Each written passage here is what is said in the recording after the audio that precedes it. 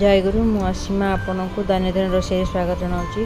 मुझे छतु पोड़ा करने जाऊँगी से कटा हुआ पोईपत्र छतु कंचा लंका बटा सोरिष हलदी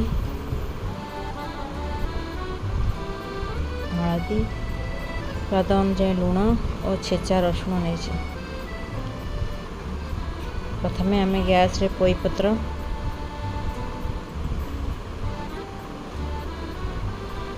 छतु कंचा लंका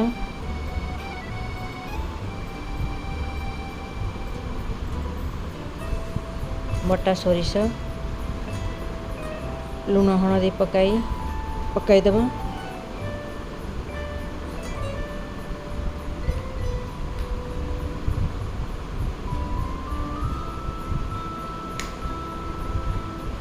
छतु और पोईपत्र को सीझापी आम अल्प पानी देवा कारण पोई और छतु पानी बाहर।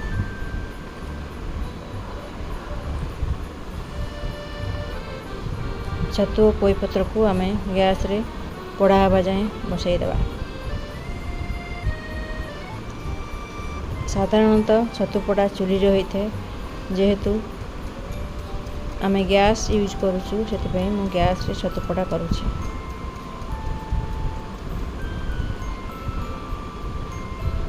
छतु और पोईपत्र पड़वा जाए छाड़वा। देखु छतु और पोईपत्र पोड़ालिया देखा जाउछि।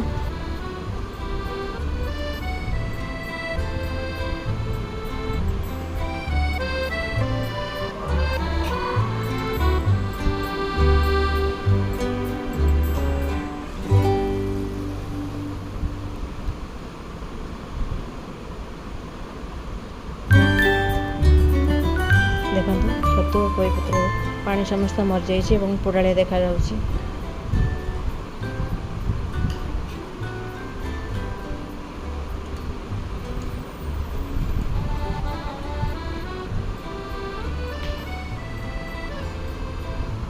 तापर आम को छतु पोईपोड़ा को गोटे प्लेट रे ढालदवा ठंडा पे छाड़दवा।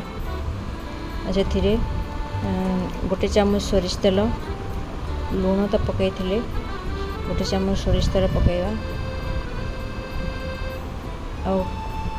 और छेचा रसुण पकाई चकट देवा। जो मैंने पियाज रसुण खाती नहीं से माने छेचा रसुण पकड़ा पूर्व खाली सोरिष तेल पकई चकटी खाई परिबे।